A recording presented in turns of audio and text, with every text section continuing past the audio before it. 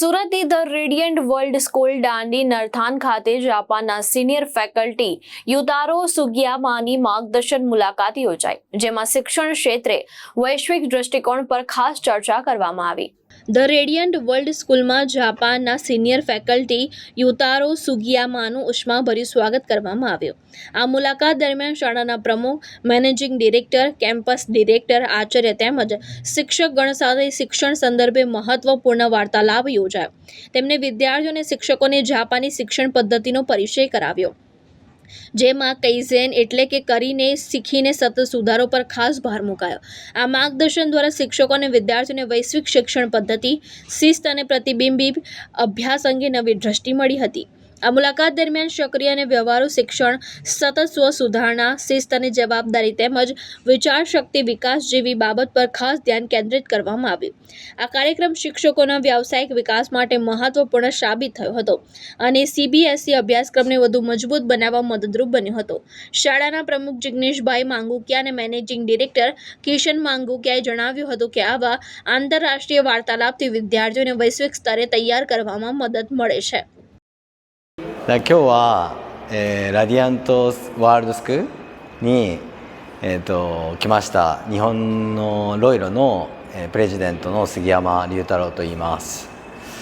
で今日初めて学校を見たんですけど、すごいびっくりしたのはシンキングツールを使った授業がとてもインプレッシブでした。それで何がすごいと思ったかというと、やはりその子どもたちが自分で考える、自分で考えを作り出すっていう時間があるということ、それが今までの教育にはなかったことだと思うので、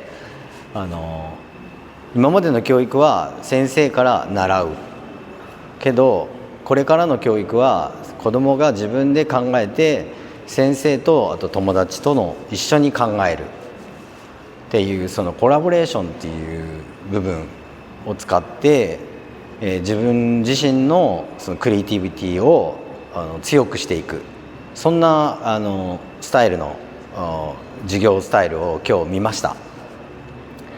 でそれがとても今日本が目指しているスタイルになると思うので、それをこのインドの、スラットでいいかな、スラットだよね、じゃあね、スラットで、このような形で見れるっていうのはちょっとびっくりしました。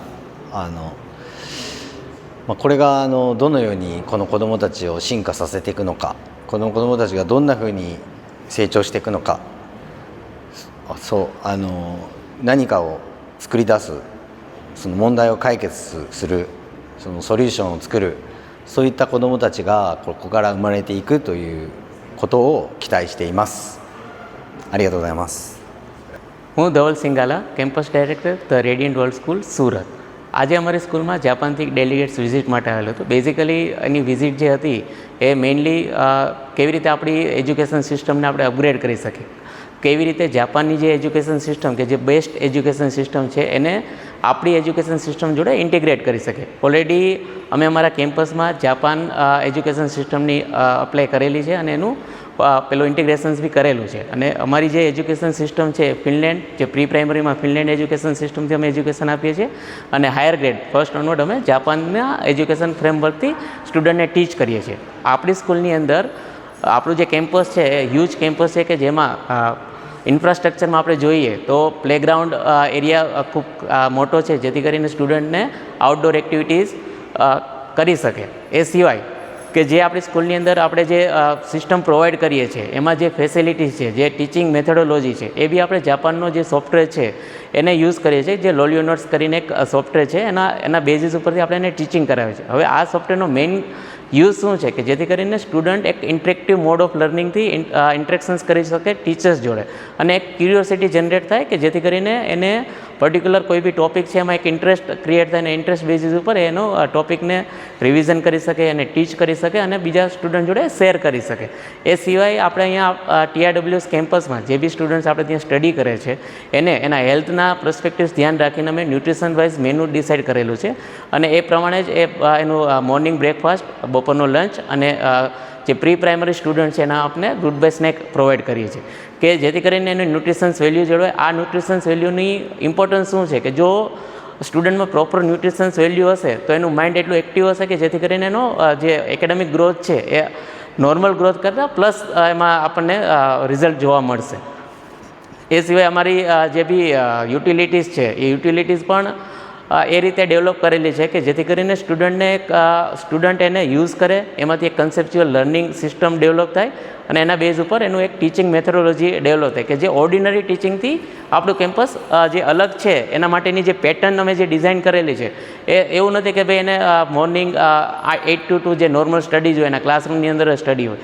સ્ટુડન્ટના જે બી એના પર્સપેક્ટિવલી time frame પ્રમાણે જે બી એના લેક્ચર્સ હશે એ લેક્ચર્સ પ્રમાણેનું સ્ટડી બી હશે, એ ઓવરઓલ ડેવલપમેન્ટ માટેની indoor activities, outdoor activities, plus એને મેન્ટલી રિએન્ફોર્સમેન્ટ માટે આપણે યોગા ક્લાસ છે, ડાન્સ ક્લાસ છે, મ્યુઝિક છે, એ બધી જ ફેસિલિટીઓ ઇન કેમ્પસમાં આપણે એને અવેલેબલ કરાવેલી છે. Myself, Deepa Sethuramalinkam, the principal of the Radiant World School, Surat.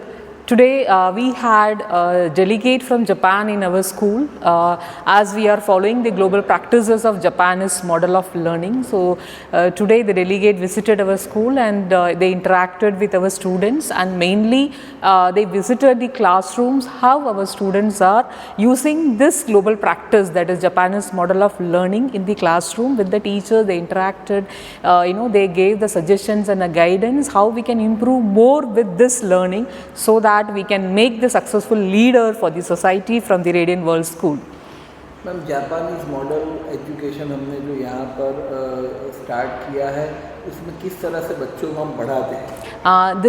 This model of learning mainly help the students to improve gradually, day by day improvement के बच्चों को कैसे लेके आ सकते हैं. और कॉन्सेप्ट रोट मेमोराइजेशन जो चल रहा है वो निकाल के कॉन्सेप्ट बेस्ड अंडरस्टैंडिंग हम करते हैं ये मॉडल के यूज़ से. आज जो यहाँ पर गेस्ट आए हैं उनके साथ बच्चों ने क्या इंटरेक्ट किया? उनके साथ जो हम जापानीज़ मॉडल ऑफ लर्निंग का प्रैक्टिस चल रहा है हमारे स्कूल में से, तो उसमें कैसे बच्चों को मज़ा आ रहा है, मतलब how the learning is very creative and interesting, वो डिस्कशन हुआ. और जो डेलीगेट है उन्होंने भी सजेशन दिया how can we improve a lot with this learning. Radiant world दूसरी स्कूलों से अलग कैसे है? Like this is the one of the first school in Gujarat. I can say that we are following the Japanese model of learning, the global practice. So we are completely avoiding the rote memorization. We are making the student to understand with the concept. यहाँ पर क्या timings है, किस तरह से बच्चे यहाँ पर पढ़ रहे हैं और आपका यहाँ पर रोल क्या है? As a principal of the school, like we are completely focusing on the Japanese model of learning through the proper timing. जैसे बच्चे स्कूल में आते हैं morning, they are having the circle time, they are interacting with the teachers, what they are going to do throughout the day. Then the academic schedule will start. When the academic schedule is starting, even they are focusing on the activity, that is hands-on learning with the academics. Then end of the day they are getting the reflection time, what they have learned throughout the day. They interact with the teacher, so they get the proper learning of the day schedule at Radiant World School. आप सूरत शहर की जनता को क्या message देना चाहेंगे? This is the first school we are focusing on the concept oriented learning. At the same time we are focusing on how we can use the technology wisely and make the students creative and make the learning more interesting. Ramesh Galchar, દ્રષ્ટિકોણ news, Surat.